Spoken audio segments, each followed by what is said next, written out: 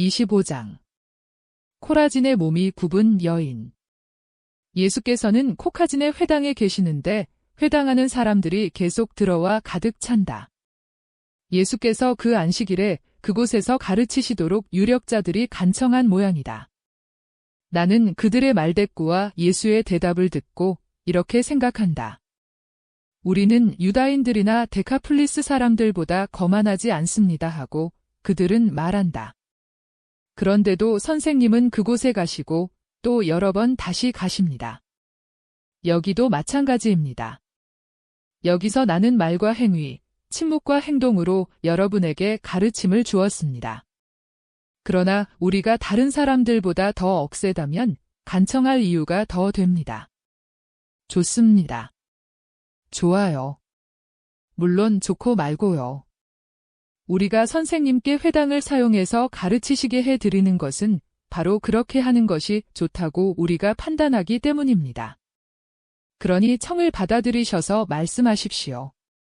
예수께서는 팔을 벌리신다. 이것은 거기 있는 사람들에게 조용하라는 표이다.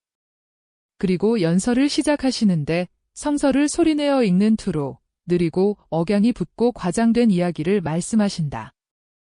아레오나가 다윗에게 대답하였다. 내 주님이신 임금님께서 마음에 드는 것을 가지고 바치십시오. 여기 번제물로 바칠 소들이 있고 뗄람으로 쓸 마차와 소의 멍에가 있습니다. 임금님, 아레오나가 임금님께 드리는 것은 이것이 전부입니다. 그리고 이렇게 덧붙였다. 주 하느님께서 임금님의 기도를 들어주시기를 바랍니다 하고. 그러나 왕은 대답하였다. 당신이 원하는 대로는 되지 않을 거요. 아니요, 나는 현금을 내고 사기를 원하오. 그리고 나는 주 내 하느님께 내가 선물로 받은 번제물을 바치기를 원하지는 않소 하고. 예수께서는 눈길을 내리신다. 지금까지는 얼굴을 거의 천장 쪽으로 들고 계셨기 때문이다. 그리고 회당장과 당신과 함께 있는 내 유력자를 뚫어지게 보시며 물으신다. 여러분은 뜻을 알아들으셨습니까? 이것은 열왕기 2권에 있는 이야기로 성왕이 아레오나의 마당을 샀을 때의 일입니다. 그러나 선생님이 왜 이 말씀을 하셨는지 알아듣지 못하겠습니다. 여기는 흑사병 문제도 없고 제사를 드릴 것도 없습니다. 선생님은 왕이 아니시고요. 우리 말은 아직은 왕이 아니시란 말입니다. 정말이지 여러분의 생각은 상징들을 이해하는 데 느리고 여러분의 믿음은 확실하지 않습니다. 여러분의 믿음이 확고하다면 여러분은 내가 말한 것과 같이 벌써 왕이라는 것을 아실 것이고 만일 여러분이 예민한 직관을 가지셨으면 여기에는 매우 중한 다윗을 괴롭혔던 전염병보다도 더 중한 전염병이 있다는 것을 깨달으실 것입니다. 여러분은 여러분을 죽게 하는 불신이라는 전염병을 가지고 계십니다. 그렇다면 우리가 느리고 믿지 않는다면 우리에게 이해력과 믿음을 주십시오. 그리고 선생님 말씀의 뜻을 설명해 주십시오. 내 말은 이렇습니다. 나는 사람들이 내게 강요하는 번제물, 사람들이 치사스러운 이해관계로 바치는 번제물은 하느님께 바치지 않습니다. 나는 말을 하기 위하여 온 사람에게 사람들이 말하기를 허락할 때에만 말하는 것은 수락하지 않습니다. 이것은 내 권리이고 나는 이 권리를 사용합니다. 햇빛 아래서나 방 안에서, 산 위에서나 골짜기에서, 바다 위에서나 요르단 강가에 앉아서 어디에서나 나는 가르칠 권리와 의무가 있고 하느님의 뜻에 맞는 번제물들만을, 즉 내 말로 회개해서 충실하게 된 마음들만을 얻을 권리와 의무가 있습니다. 여기서는 코라진의 여러분이 말씀에게 말을 하라고 허락했지만 존경이나 믿음으로 그렇게 한 것이 아니라 여러분의 마음속에 나무를 갉아먹는 벌레처럼 여러분을 괴롭히는 어떤 목소리가 있기 때문에 그렇게 한 것입니다. 그 목소리는 이렇게 말하고 있습니다. 서리가 내린 이 벌은 너희 마음이 냉혹하기 때문이다 하고. 그래서 여러분은 속죄를 하고 하지만 돈주머니를 위해서 하는 것이지 영혼을 위해서 하는 것은 아닙니다. 5. 이교도이고 고집이 센 코라진. 그러나 코라진 전체가 이런 것은 아닙니다. 그렇지 않은 사람들을 위해서 비유를 말하겠습니다. 들어보시오. 어리석은 어떤 부자가 한 장인에게 아주 질이 좋은 꿀과 같은 황금색 재료의 큰 덩어리를 가지고 와서 그것을 가공해서 장식된 작은 병을 하나 만들어 달라고 명령했습니다. 이 재료는 가공하기에 적합하지 않습니다 하고 장인이 부자에게 말했습니다. 보세요.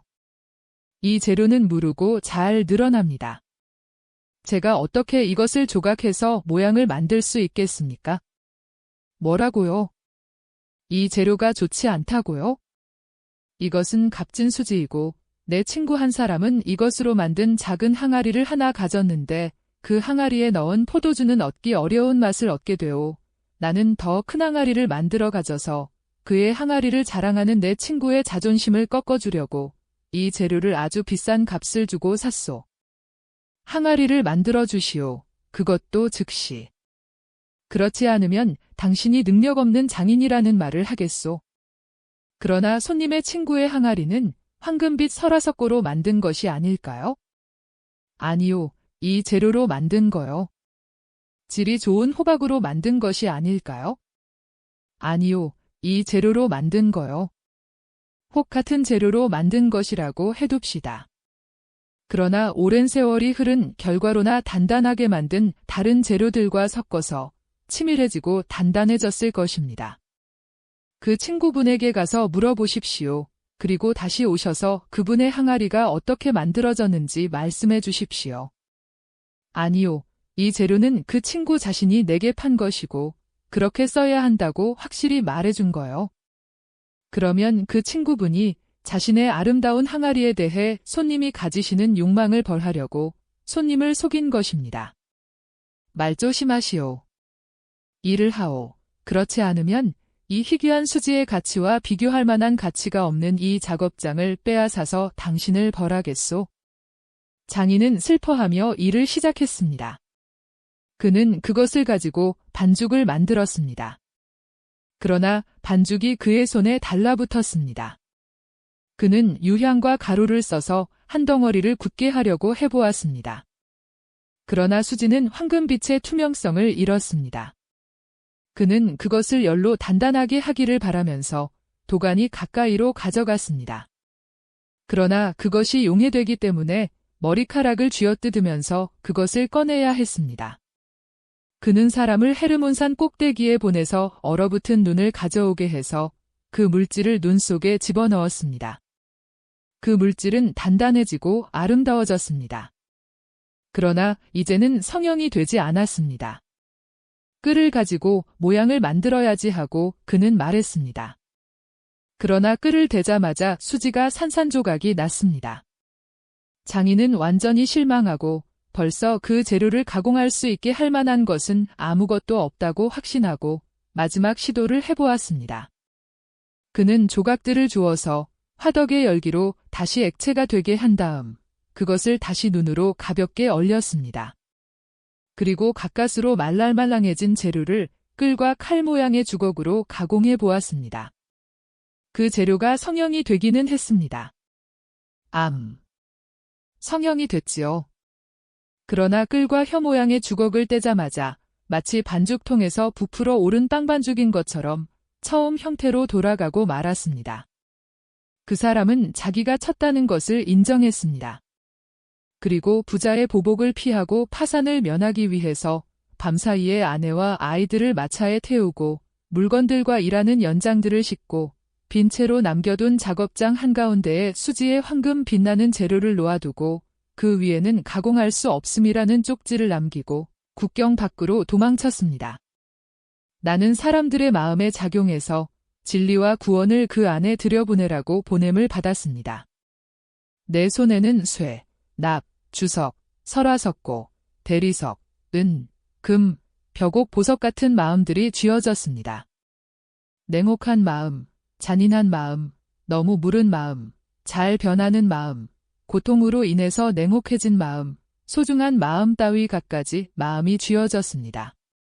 나는 그 마음들에 모두 작용했습니다. 그리고 많은 마음을 나를 보내신 분의 소원에 맞는 모양으로 만들었습니다. 어떤 마음들은 내가 가공하는 동안 내게 상처를 입혔고 또 어떤 마음들은 철저하게 영향을 받기보다는 부서지는 길을 택했습니다. 그러나 그 마음들도 아마 미움과 더불어 내게 대한 기억을 항상 간직할 것입니다.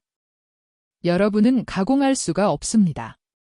사랑의 뜨거운 기운도, 참을성 있는 가르침도, 얼음장 같은 나무람도, 힘드는 끌질도 여러분에게는 아무것도 소용이 없습니다.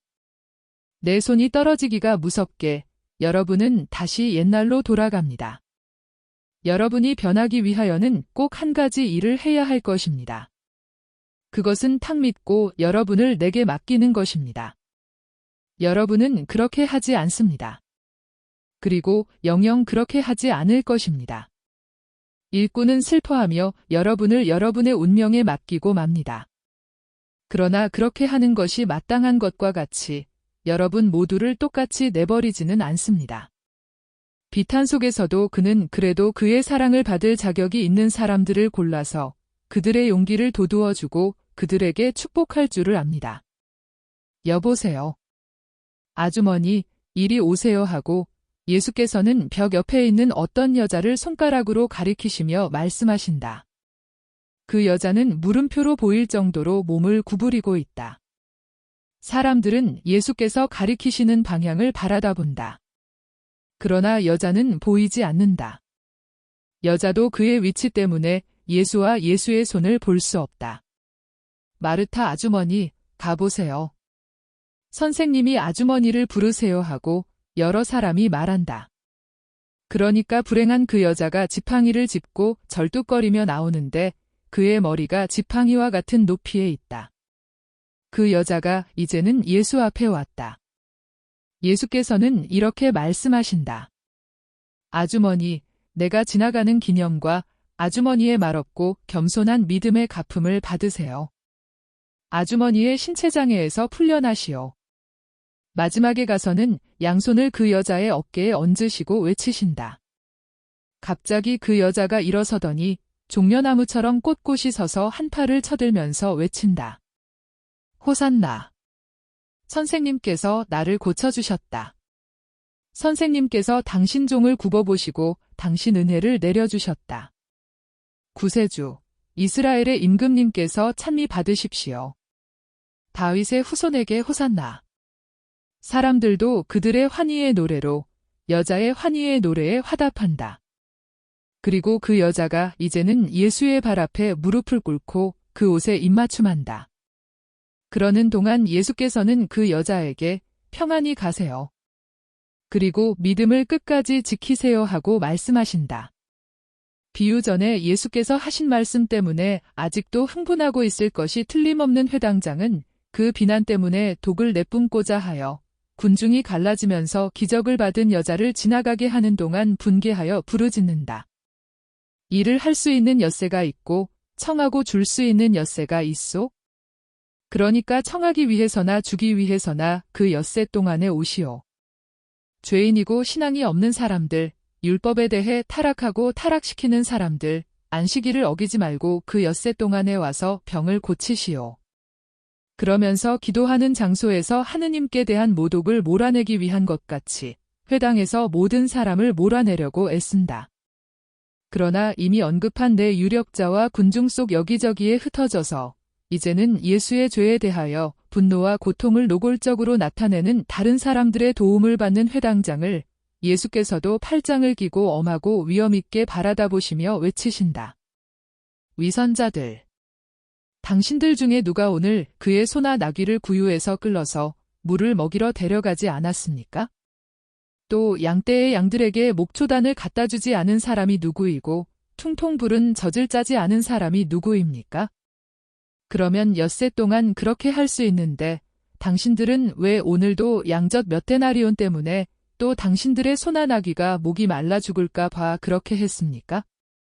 그런데 나는 18년 동안이나 사탄의 사슬에 묶여있는 이 여인을 순전히 안식일이라는 이유 하나 때문에 풀어주어서는 안 되었다는 것입니까? 자, 나는 이 여인을 본이가 아닌 그의 불행에서 해방시킬 수가 있었습니다. 그러나 당신들의 자유의사에 의한 불행에서는 당신들을 결코 풀어줄 수 없을 것입니다. 지혜와 진리의 적들.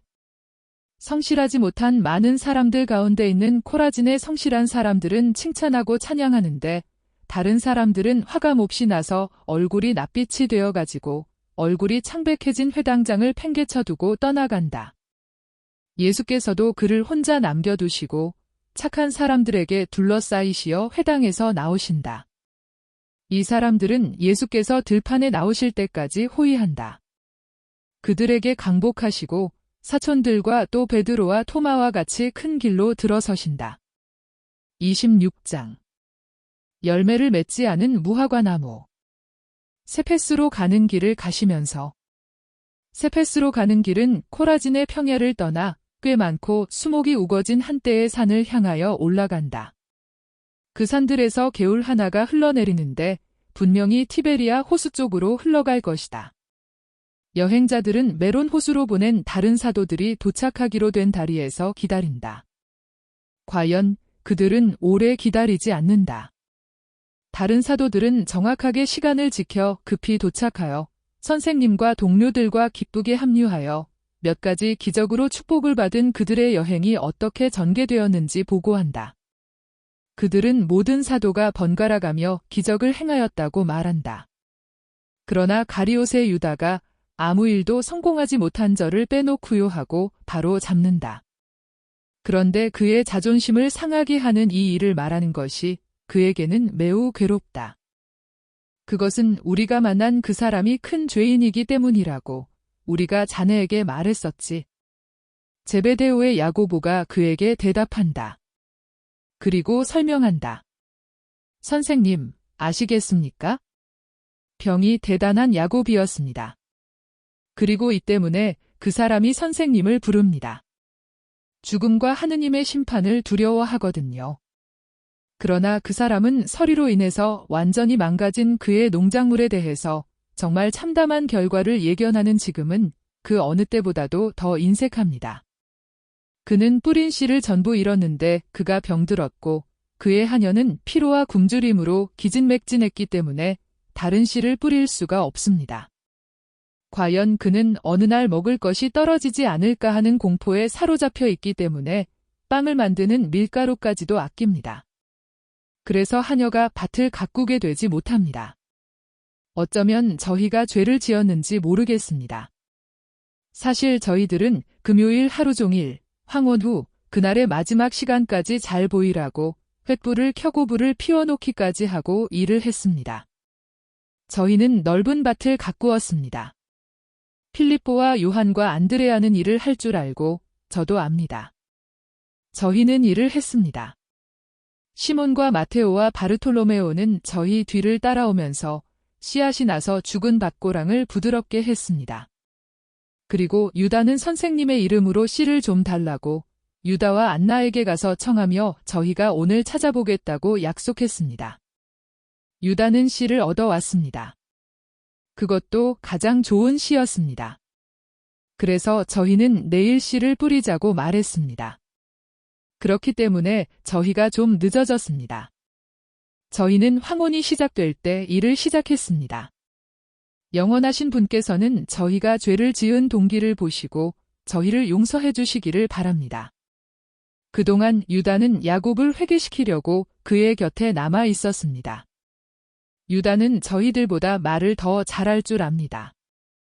적어도 바르톨로메오와 열성당원이 말하는 것은 이런 뜻이었습니다. 그러나 야곱은 어떤 논리도 들은 채 하지 않았습니다. 그는 병에는 돈이 들기 때문에 낫기를 원했고 하녀에게 아무 쓸모없는 여자라고 욕했습니다. 그가 만일 내가 병이 나으면 회개하겠소 하고 말하기 때문에 유다가 그를 진정시키기 위해서 안수를 했습니다. 그러나 야곱의 병은 전과 마찬가지였습니다. 유다는 낙담해서 그 말을 저희들에게 했습니다. 저희는 잠자리에 들기 전에 시도했습니다만 기적을 얻지는 못했습니다. 이제 유다는 선생님의 마음에 들지 않아 선생님의 총애를 잃었기 때문에 그렇게 되었다고 주장하고 그 때문에 자존심이 상해 있습니다. 그러나 저희들은 유다가 상대한 사람이 조건들을 붙이고 하느님께 명령까지 해가면서 무엇이든지 얻기를 바라는 완고한 죄인이기 때문에 그렇다고 말합니다. 누구의 생각이 옳습니까? 너희 7사람의 생각이 옳다. 너희가 사실을 말했다. 그리고 유다와 안나는 어떠냐? 그들의 밭들은 조금 망가졌습니다. 그렇지만 그 사람들은 재력이 있어서 모든 것이 벌써 회복되었습니다. 그러나 그 사람들은 착합니다. 보십시오. 선생님께 이 기부금과 이 식량을 보냈습니다. 그들은 조만간 선생님을 뵙기를 바랍니다. 슬프게 하는 것은 야곱의 영혼의 상태입니다. 저는 그 사람의 육체보다도 영혼을 더 고쳐주고 싶었습니다 하고 안드레아가 말한다. 또 다른 곳에서는 그 마을 근처 데베레스로 가는 길에서 저희들은 어떤 사람의 병을 고쳐주었습니다. 마테오가 치유를 행했습니다. 그 사람은 의사에게서 방금 돌아온 열병 환자였었는데 의사는 그에게 가망이 없다고 했답니다. 저희가 그 사람 집에 머물렀었는데 저녁 때부터 새벽까지 열이 다시 오르지 않았습니다. 그 사람은 몸이 편안하고 기운이 난다고 단언했습니다. 그리고 티베리아에서는 가판에서 넘어져서 어깨에 골절상을 입은 뱃사공을 고쳐주었습니다. 안드레아가 그에게 안수를 했더니 그의 어깨가 나았습니다. 그 사람을 상상해 보십시오. 그 사람은 돈을 받으려고 하지 않고 저희를 막달라와 가파르나움에 데려다주고 그 다음에는 벳사이다에 데려다 주었습니다. 그리고 아에라의 티몬, 아르벨라의 필립보, 헤르마스테아, 그리고 가말라 근처에서 마귀에게서 해방된 사람 중에 하나인 요시아의 마르코 같은 제자들이 거기 있기 때문에 그곳에 남았습니다. 벳사공 요셉도 제자가 되기를 원합니다. 요한나의 집에 있는 아이들은 잘 있습니다. 그 애들은 아주 딴판이 되어 있습니다. 그 아이들은 정원에서 요한나의 쿠자와 같이 놀고 있었습니다. 아이들은 나도 보았다. 나도 그곳에 들렸었다. 계속해라. 막달라에서는 바르톨로메오가 타락한 마음을 회개시키고 병든 육체를 고쳐주었습니다. 바르톨로메오가 어떻게나 말을 잘했는지요. 정신의 무질서는 육체의 무질서를 생기게 하고 불성실에 대한 양보는 어떤 것이든지 마음의 평안함과 건강을 잃게 하고 마침내 영혼을 잃게 한다는 것을 증명했습니다. 바르톨로메오는 그 사람이 뉘우치고 믿게 된 것을 보자 그에게 안수를 했습니다. 그랬더니 그 사람의 병이 나았습니다. 그 사람들은 저희를 막달라에 붙잡아 두려고 했습니다. 그러나 저희는 그 사람들의 말을 듣지 않고 밤을 지낸 다음에 가파르나움을 향해 길을 계속했습니다. 거기에는 선생님께 은혜를 청하는 5사람이 있었습니다. 그런데 낭망해서 돌아갈 참이었습니다. 저희가 그 사람들을 고쳐주었습니다. 저희는 엘리와 우리아와 그 일당의 질문을 피하기 위해서 벳사이다로 가려고 즉시 배를 다시 탔기 때문에 아무도 보지 못했습니다. 벳사이다에서는 아니, 이번에는 안드레아, 자네가 형에게 얘기하게. 지금까지 줄곧 말한 제베데오의 야고보가 말을 끝내면서 말한다. 아이고. 선생님. 시몬. 마륵지암을 보셨더라면 몰라보게 됐습니다. 아, 그럴 수가. 그래도 그 애가 여자가 된 건 아니겠지? 베드로가 외치며 묻는다. 천만에. 그렇지 않아. 키가 크고 또 빨리 컸기 때문에 날씬한 아름다운 젊은이야. 놀라운 존재야. 우린 그 애 잘 알아보지 못했다니까?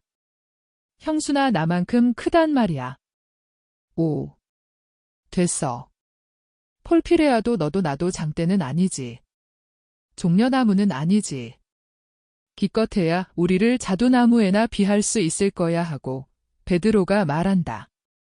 그러나 그는 양자가 컸다는 말을 듣고 몹시 기뻐한다. 형, 맞는 말이야. 그렇지만 등불 명절에는 겨우 우리 어깨에 닿을까 말까 한 어린아이에 지나지 않았어.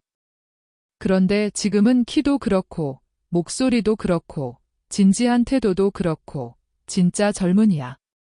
그 애는 여러 해 동안 자라는 것을 멈추고 있다가 뜻하지 않은 시기에 깜짝 놀랄 만큼 자라는 저 나무들 같이 컸단 말이야. 형수는 옷의 길이를 늘리고 새 옷들을 만들어주느라고 일을 많이 했어?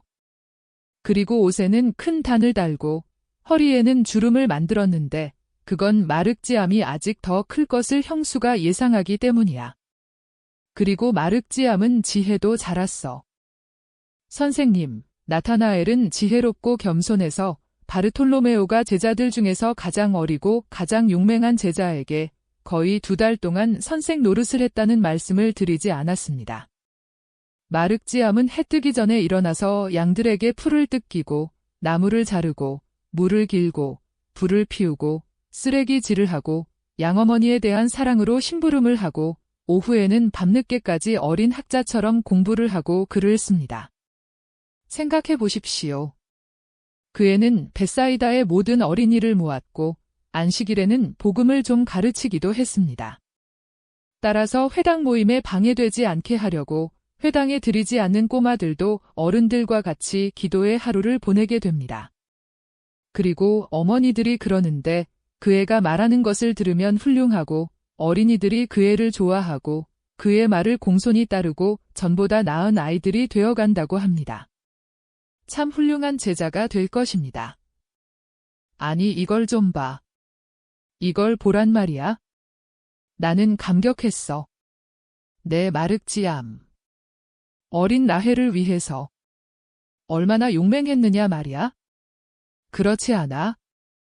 베드로는 너무 말을 많이 하지 않았는가 하고 염려하여 얼굴을 붉히며 입을 다물었다. 다행히도 예수께서 그를 도와주신다. 유다는 생각에 잠겨 넋을 놓고 있다. 혹은 그런 체한다. 예수께서 말씀하신다. 그렇다, 라헬. 너 잘 기억하고 있구나. 라헬은 낳았다. 그리고 그의 밭에서는 소출이 많이 날 것이다. 야고보와 내가 거기 들렀었다. 의로운 어린이의 희생은 많은 일을 할 수 있는 것이다. 벳사이다에서는 야고보가 가엾은 장애자에게 기적을 행했습니다. 그리고 마테오는 야곱의 집으로 가는 길에서 어린이 하나를 고쳐주었습니다. 그러나 바로 오늘 그 마을의 다리 근처에 있는 광장에서 필립보는 눈병을 앓는 사람을 고쳐주고 요한은 마귀 들린 어린아이를 고쳐주었습니다. 너희들 모두가 잘했다. 썩 잘했다. 이제는 비탈에 있는 저 마을로 가서 어떤 집에 머무르며 자기로 하자. 그런데 선생님은 뭘 하셨습니까? 어머니 마리아는 어떠십니까? 또 다른 마리아 아주머니는요? 하고 요한이 묻는다. 안녕들 하시다. 그리고 너희 모두에게 안부를 전하신다. 그분들은 옷과 봄의 순례를 위하여 필요한 것을 준비하시는 중이다. 그리고 우리와 함께 있기 위해서 그 일을 하는데 초조하시다. 수산나와 요한나, 그리고 저희 어머니도 똑같이 초조해 합니다 하고 여전히 요한이 말한다. 바르톨로메오가 말한다.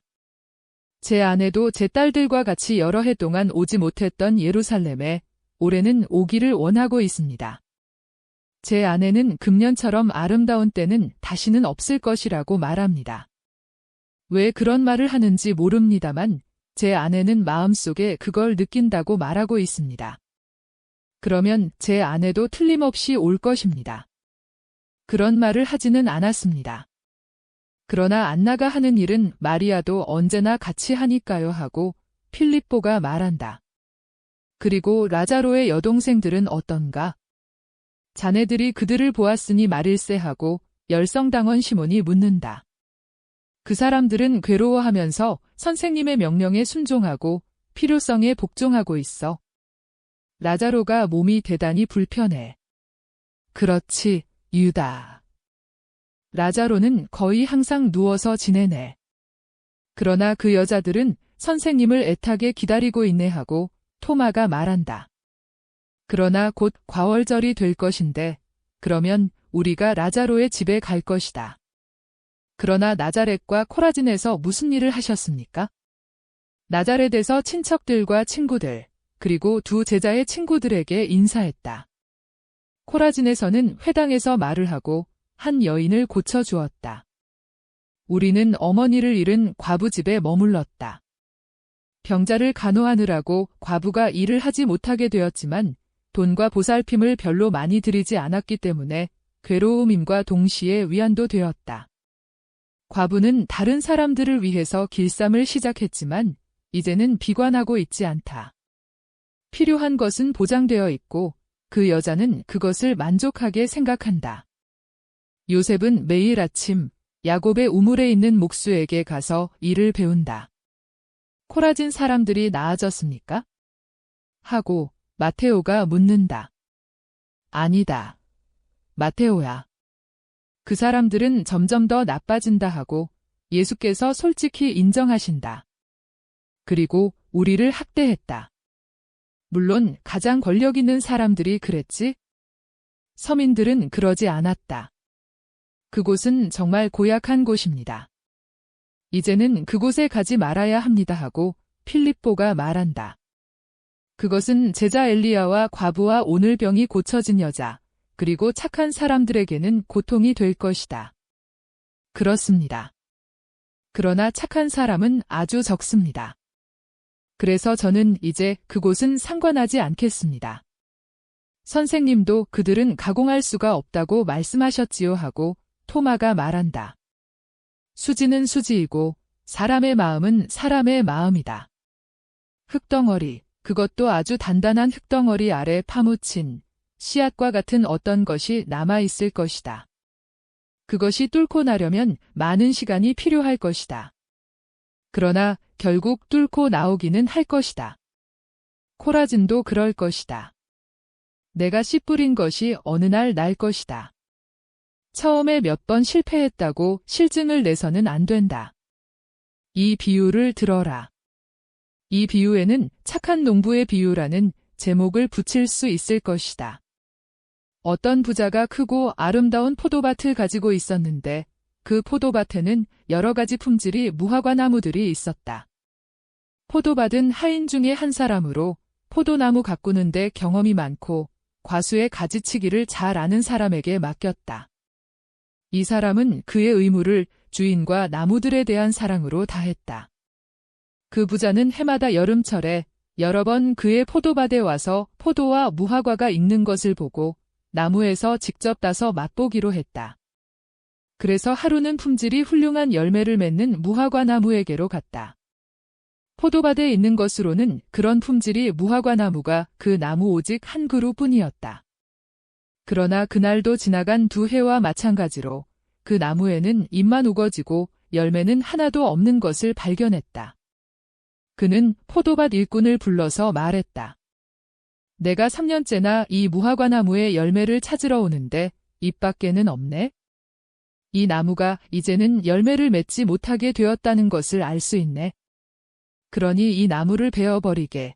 나무가 여기서 자리를 차지하고 자네 시간을 빼앗으면서 아무 이익도 가져다 주지 않는 것은 쓸데없는 일일세. 이 나무를 베어서 태워버리고 땅에서 뿌리를 깨끗이 걷어내고 그 자리에 새로 다른 나무를 심게. 그러면 몇 해 후에는 열매를 맺겠지? 참을성이 있고 사랑하는 마음이 있는 포도밭 일꾼은 이렇게 대답했다. 주인님 생각이 옳습니다.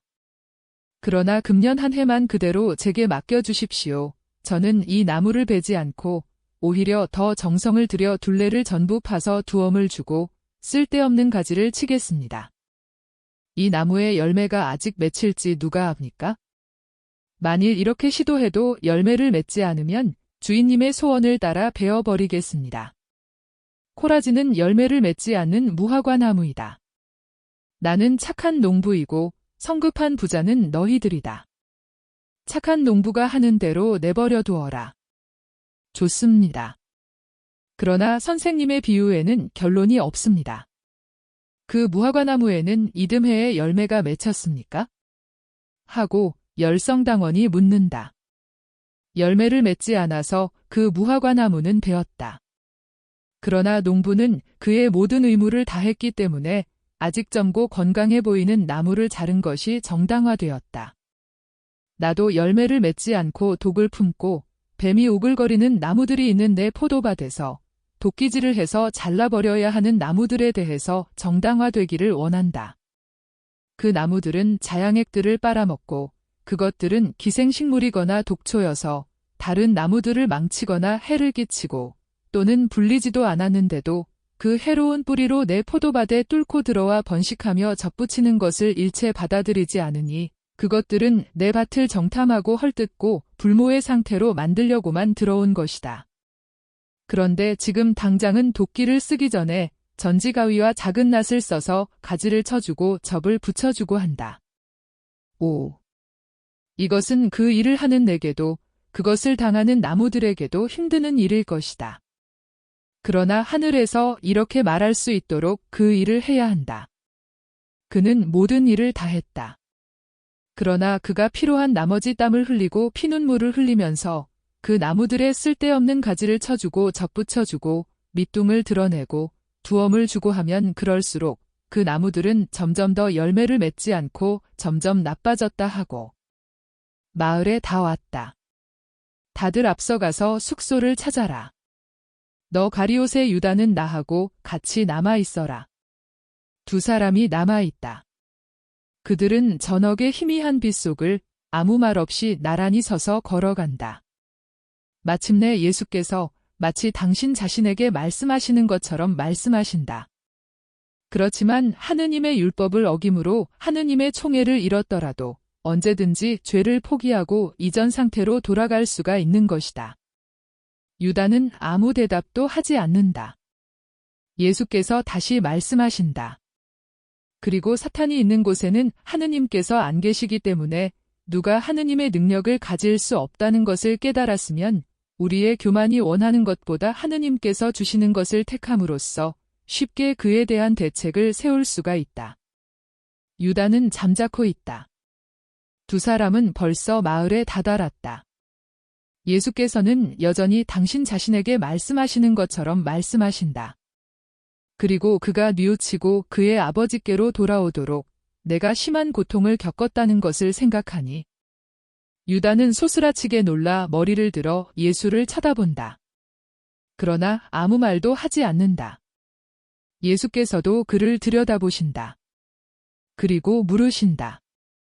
유다야, 내가 누구에게 말을 하는 것이냐? 선생님, 제게요. 선생님 때문에 이제는 제가 능력을 가지지 못했습니다. 선생님이 제게서 그 능력을 빼앗아서 요한이나 시몬이나 야고보나 저를 빼놓은 모든 사람에게 더 많이 주셨기 때문입니다. 선생님은 저를 사랑하지 않으십니다. 그뿐입니다. 그래서 저도 결국 선생님을 사랑하지 않게 되고 제가 선생님을 사랑한 시간을 저주하게 될 것입니다. 또한 싸울 줄을 모르고 하층민들에게까지 좌지우지 되는 왕 때문에 세상 사람의 눈에 명예를 잃고야 말 것입니다. 제가 선생님께 기대했던 것은 이것이 아니었습니다. 내가 내게 기대했던 것도 그것이 아니었다. 그러나 나는 결코 너를 속이지 않았다. 그리고 결코 너를 강제하지 않았다. 그러면 왜 내 곁에 남아 있느냐? 제가 선생님을 사랑하기 때문입니다. 저는 이제 선생님과 헤어질 수는 없게 되었습니다. 선생님은 저를 끌어당기시고 제게 불쾌감을 주십니다. 저는 들이마시는 공기처럼 선생님을 갈망하는데 선생님이 무섭기도 합니다. 아, 저는 저주를 받았습니다. 저는 영벌을 받게 되었습니다. 선생님은 그렇게 하실 수 있는데 왜 마귀를 내몰지 않으십니까? 유다의 얼굴은 창백하고 아연실색했고 미친 것 같고 겁을 집어먹었고 증오를 품고 있다. 그는 약하게나마 벌써 성금요일의 유다의 악마 같은 얼굴을 연상시킨다. 그리고 예수의 얼굴은 총독 관저의 마당에서 엎어놓은 나무통에 앉으셔서 자기를 조롱하는 사람들을 사랑 가득한 온전한 동정의 눈으로 바라보고 있는 메맞은 나자렛 사람을 연상시킨다. 예수께서 말씀하신다. 벌써 그분의 목소리에는 흐느낌이 있는 것 같다. 왜 내게는 뉘우침이 없고 마치 내 죄에 대하여 탓이 있는 것이 하느님이신 것처럼 하느님에 대한 미움만이 있느냐? 유다는 입속으로 야비한 저주를 한다. 선생님, 찾아냈습니다. 한 군데에는 5사람, 또 한 군데에는 3사람, 셋째 번에는 2사람, 다른 2군데에는 1사람씩 만의 자리밖에 없습니다. 이보다 더 낮게는 할 수가 없었습니다 하고 제자들이 말한다. 좋다. 나는 가리옷의 유다와 같이 가겠다. 아닙니다. 저는 혼자 있는 것이 더 좋습니다. 저는 불안합니다. 그래서 선생님이 주무시지 못하게 할 것입니다. 내가 바라는 대로 하여라. 그러면 나는 바르톨로메오와 같이 가겠다. 너희들은 너희들 원하는 대로 해라. 우선 함께 저녁 식사를 할 수 있게 제일 좋은 자리로 가자.